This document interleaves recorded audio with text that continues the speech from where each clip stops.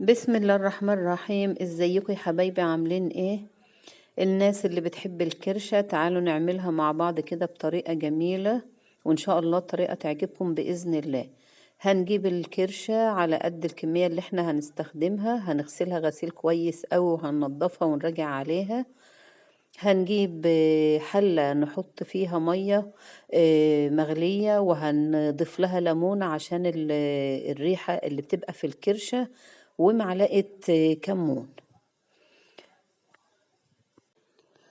لما المية بتغلي معانا هنبتدي ان احنا نضيف الكرشة اللي احنا غسلناها وراجعنا عليها مرة واتنين، ونقعناها في مية بدقيق الاول، وهنسيبها في المية اللي بالكمون والليمون حوالي 10 دقايق على النار، عشان نتخلص من الريحة اللي بتبقى ماسكة في الكرشة، ولما نيجي ناكلها يبقى طعمها حلو وريحتها حلوة، وتاكليها وانتي مرتاحة من يمتها.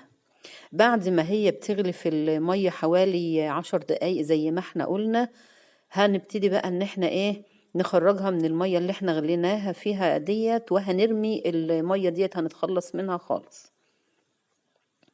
هناخد الكرشة في مصفى على البوتاجاز، في طبق شبكة زي ما احنا شايفين كده، وهنصفي الكرشة اللي احنا غليناها لأول مرة في المية والليمون زي ما احنا قلنا. هنرجع تاني نغسلها غسيل كويس أوي زي ما احنا شايفين، وهنتخلص من المية عشان نتخلص من الريحة اللي بتبقى موجودة ايه في الكرشة اللي احنا هنستخدمها للأكل. بعد ما بنغسلها كويس قوي ونعيد عليها مرة واتنين في الغسيل ونظبطها، هنبتدي بقى ان احنا نجيب مية في حلة، وهنضيف لها بقى ايه، هنضيف بصل وطماطماية، هنضيف كمون، هنضيف فلفل اسمر، ورق لورا، حبهان، اي التوابل انت بتحبيها ضيفيها لها، لان هي ديت المية اللي احنا هنسوي فيها الكرشة اللي احنا عملناها. بعد ما غسلنا الكرشة هنضيفها بقى في المية وهي بتغلي، وهنسيبها لحد ايه ما تستوى براحتها وتستوى معانا حلوة قوي، عشان لما ناكلها برضو ما تبقاش شادة معانا ولا حاجة. تعالوا بقى نجهز الصلصة اللي احنا هنضيف فيها الكرشة. هنجيب بصل، وهنجيب برضو توم حوالي 10 فصوص توم، لان التوم ضروري برضو في الصلصة، وهنجيب الطماطم وهنضربهم كلهم في الخلاط. كمان هنجهز حلة بقى على النار، ونضيف فيها معلقتين زيت او معلقتين سمنة، حسب ما بتحبي ان انت ايه تستخدمي فيه الطبيخ. وهنضيف الطماطم اللي احنا ضربناها مع البصل والثوم، وهنسيبها على النار تتسبك شوية.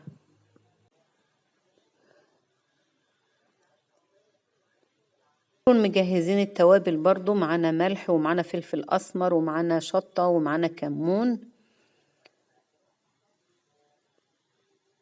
وبنكون مجهزين معانا بقى طبعا هتقشري حبيتين بطاطس تضيفيهم مع الكرش عشان يدولها طعم حلو كده، وصلصة جاهزة للأكل.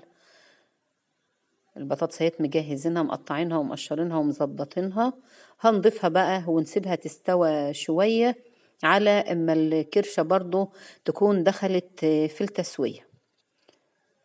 بعد كده بنشوف الكرشة هي بسم الله ما شاء الله، والله بقت دايبة زي الملبن معانا. شايفين يا حبايبي؟ الشوكة هي بتدخل فيها بسهولة، يعني كده معناها ان هي استوت وبقت جميلة. برضو بنرجع ان احنا نطلعها برضو من المية اللي هي استوت فيها، وبناخد الكرشة بس، وبنتخلص من المية اللي هي ايه اتغلت فيها. بنضيفها برضو على البطاطس في التقلية اللي احنا عملناها او في الصلصة اللي احنا عملناها، ونسيبها بقى مع البطاطس تستوى براحتها كمان وتزيد في التسوية، وده بيزيد من حلاوة الكرشة، انها تبقى دايبة معاكي او مستوية او داخلة كده في التسوية، طعمها جميل وبتستوى مع بعضها. ونسبك الصلصة بتاعتنا. طريقة سهلة وبسيطة وجميلة، وبتديكي احلى طعم وبعد كده بتقدميها بقى في أطباق مع رز بالشعرية، وأكلة طبق كرشة، هتاكليه بألف هنا وشفا.